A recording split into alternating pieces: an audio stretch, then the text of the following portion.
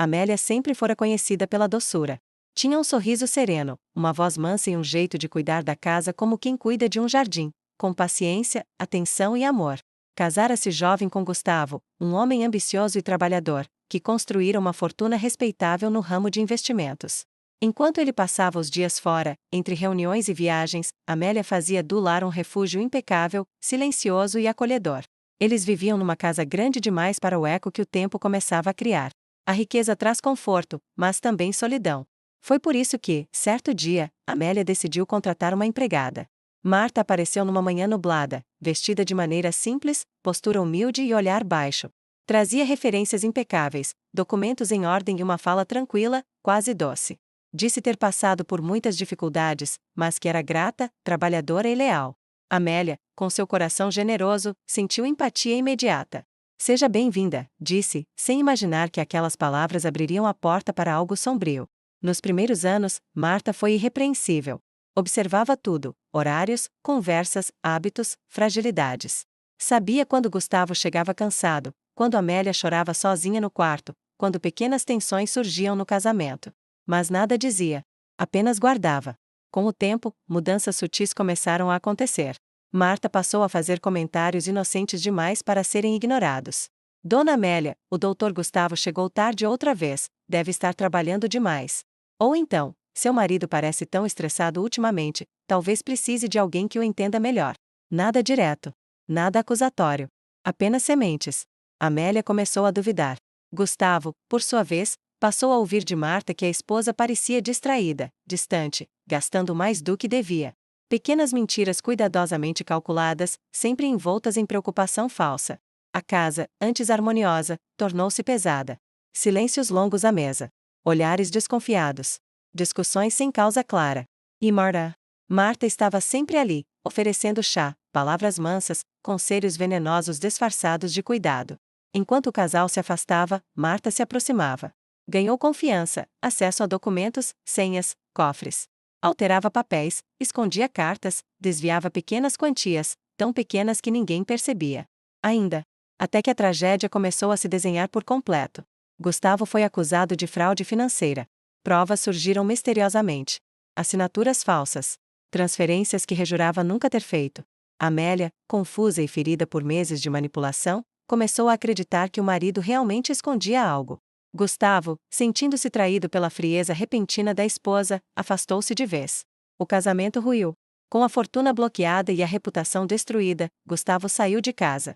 Amélia permaneceu, frágil, doente, dependente. Marta tornou-se sua sombra, controlando remédios, visitas, telefonemas. Isolou-a do mundo. Numa noite silenciosa, Amélia ouviu algo que gelou seu sangue. Marta falava ao telefone, sem perceber que a porta estava entreaberta. Está tudo correndo como planejado. Eles já não confiam um no outro. Em breve, não restará nada. Naquele instante, Amélia entendeu. Cada dúvida, cada briga, cada perda tinha um nome. Marta.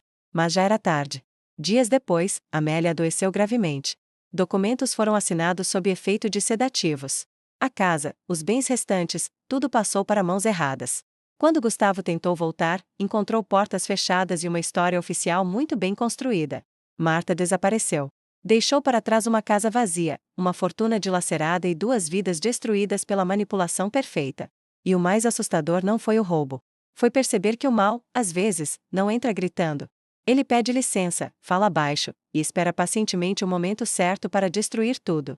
Mas a história ainda não havia terminado. Gustavo não acreditava em coincidências. Algo naquela queda repentina, rápida demais, perfeita demais, o atormentava. Mesmo desacreditado, falido e tratado como culpado, ele começou a revisitar o passado. Cada conversa, cada briga. Ele lembrou-se de como ela sempre aparecia nos momentos certos. De como sabia demais. De como parecia conduzir as emoções da casa como quem rege uma orquestra invisível. Gustavo começou a investigar em silêncio, movido não pela vingança, mas por culpa. Culpa por ter duvidado de Amélia. Enquanto isso, Amélia definhava. A casa grande tornará-se uma prisão.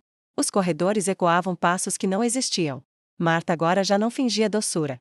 Seu olhar era duro, calculista. Falava com Amélia como quem fala com um objeto frágil, descartável. A senhora precisa descansar, dizia, ao mesmo tempo em que escondia cartas e desligava o telefone. Mas Amélia não era fraca como Marta acreditava. Certa madrugada, ao fingir estar dormindo, Amélia sentiu Marta mexer em sua bolsa. Ouviu o som seco de papéis sendo retirados.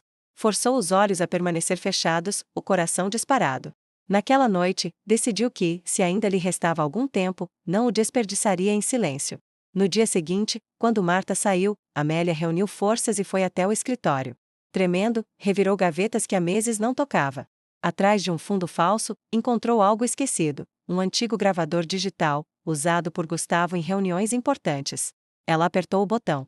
Vozes surgiram. Teiras. Conversas cortadas. E então, claramente, a voz de Marta, fria, segura, falando ao telefone, mencionando transferências, falsificações, o plano de separar o casal, de esperar a mulher adoecer. Amélia chorou. Não de tristeza, mas de lucidez. Com as últimas forças, conseguiu enviar o arquivo para um único contato que ainda confiava, Gustavo. Quando ele ouviu a gravação, o mundo pareceu parar. Cada dúvida se dissolveu em horror. Amélia nunca o traíra. Fora usada. Manipulada. Destruída, assim como ele. Gustavo correu contra o tempo. Com a gravação, procurou um antigo amigo advogado, alguém que ainda lhe devia favores. Descobriram que Marta não existia como dizia. Não falso. Histórico inventado. Ela já havia feito aquilo antes. Outras famílias. Outras quedas inexplicáveis. Mas Marta era paciente. E esperta. Ao perceber movimentações estranhas, tentou desaparecer novamente. Só não contava que, desta vez, estava sendo observada. Na noite em que tentou sair do país, foi interceptada. Não gritou. Não implorou. Apenas sorriu, como quem aceita que o jogo acabou. Eles sempre caem, disse, fria, ao ser levada. Mas dessa vez, quase fui perfeita.